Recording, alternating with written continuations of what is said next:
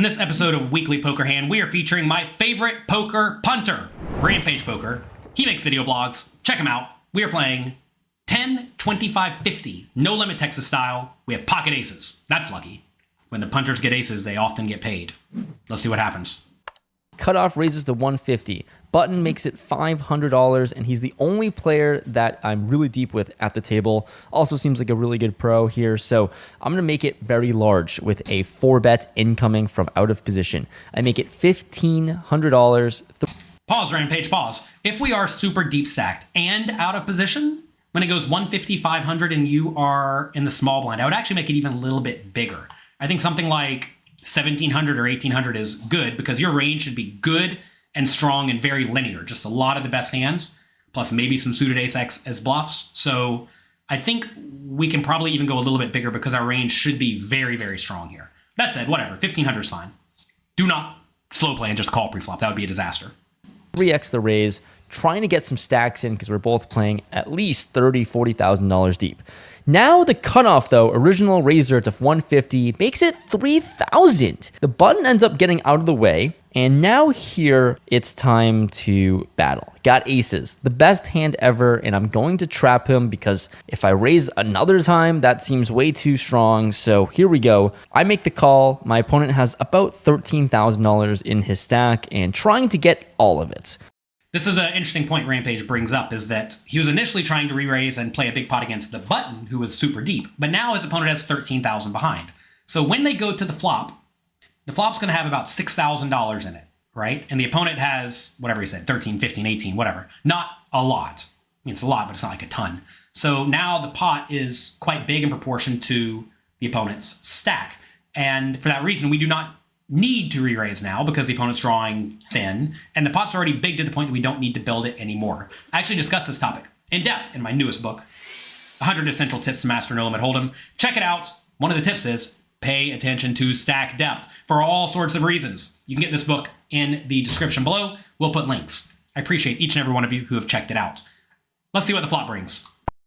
Let's see a flop, and it comes queen, queen, jack. What a disaster. My opponent can have quads, my opponent can have jacks, my opponent could have kings, but it's going to be hard to get all the money in if he actually has kings in this spot. So I check it over to him, and my opponent actually checks this flop back. So he could be slow playing a monster, or he could just have absolutely nothing.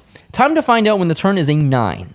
All right, so I do agree with Rampage that when the turn checks back, the opponent's going to have a lot of hands like ace-king, maybe kings, maybe ace-queen, right? That would be a hand that would conceivably 5-bet preflop as a bluff and then slow play hard because Rampage can be drawing thin or dead. Maybe king-queen suited if he got out of line with that. Maybe pocket jacks, although pocket jacks probably doesn't put in the re-raise preflop. So, interesting scenario. I would kind of presume the opponent wants to bet frequently and small on the flop, but maybe they are supposed to check some. Check, check. Let's see what happens on the turn. 9 of hearts. And here, I'm first to act in a very large pot brewing for this game. There's two things I can do here. I can bet for value, or I can check. And I think of all the people that could have a queen here, I think it's myself. I think my opponent can have very little ace-queen. So trying to get called by a hand like ace-king or kings, I decided to throw out $1,500 here. Really small bets in a pot well over 6,000. And my opponent does come along for a call. So when you bet really small on the turn, you're essentially saying, I think I have a nice range advantage. You're saying I have more aces and kings and queen X than the opponent does. And maybe that's true, maybe that's not. The thing is I really do think ace-queen is going to be like the most likely preflop bluff for the opponent. But I also get that it's super blocked by Rampage's hand and the board. So the opponent really shouldn't have a whole lot of ace-queen. So it's an interesting scenario where I really am not sure what the opponent's range looks like. It's most likely just a lot of ace-king and pocket kings, right? Although every once in a while you will just be running into the super nuts, and, well, that's not good. 1,500 and call. When the opponent does just call, that's great. If you bet bigger on the turn, maybe like 2,000, I think you may get called by the exact same range that will call 1,500, so maybe just get a little bit more money in the pot. So I think I probably would have gone a touch bigger on the turn. I think most people in live poker in general don't really care if you bet 1,200 or 2,000 on this turn, and they're going to call with exactly the same range and raise with exactly the same range. So exploitatively, with your value hands, which will be most of your bets, you should at least consider going a little bit bigger, especially in live poker. Anyway, 1500 and call. Let's go to the river. Interesting developments here. The river is now an 8. Oh my god. Now any 10 is a straight. I don't know what to do, everyone. Guys, comment down below what you guys think you should do in this spot. If you ever find yourself, would you bet a small amount? Would you bet a big amount? Would you check? I go into the tank for a long time. Go into the tank, Rampage. I agree. In the comment section below, let me know, what would you do? Would you bet small, like 2,000? Would you bet medium, like 5,000? Would you bet big, like pot? Or would you check call, or would you check fold? Really, all options seem reasonable. What would I do here? I think we have 2 decent options. I think we can either bet tiny, like 2,000, trying to get value from a hand like ace jack or king jack or pocket kings, or we can check. As the opponent's going to be more inclined to thin value bet themselves with ace jack, which I think would be very loose, or kings, which I think would also be loose, then we definitely want to check. As your opponent's going to be more inclined to bluff with ace king, because they realize they just cannot win. I love checking because you can check and then easily call, right? This is, again, is a question of what does the opponent's range actually look like? And it's very, very difficult to definitively know. Some people will just like literally never bluff the river with ace king. And if that's the case, then we might as well just value bet. One fear with betting small here is if we bet small, some players will shove it all in, and that would be an absolute disaster because here the opponent's range to shove will be full houses and perhaps even a 10. Now, again, they probably don't have a ton of 10s pre-flop, but it's tough to know. This is a scenario where it really is just tough to know. I think in GTO world, it probably is okay to still go for the tiny bet, even though there is 4 to a straight on the board, just because neither player should really have a lot of those. And if someone does have them, it's probably more likely to be Rampage. Because remember, it went 150, 500, 1,500, 3,000.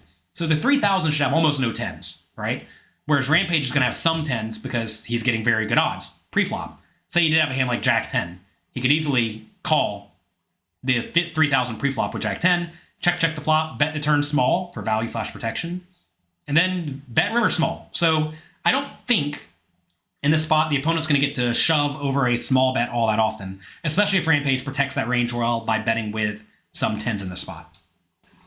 I typically don't like to take my time here, but I'm literally just so confused with a hand as strong as mine that doesn't feel very strong now on the river. I decided to go very, very small. It seems really greedy to bet this size against pocket kings, but I decided to throw out $1,800. And of course, if I didn't mention this already, this opponent is my good friend, Steven, and he goes into the tank for a long time.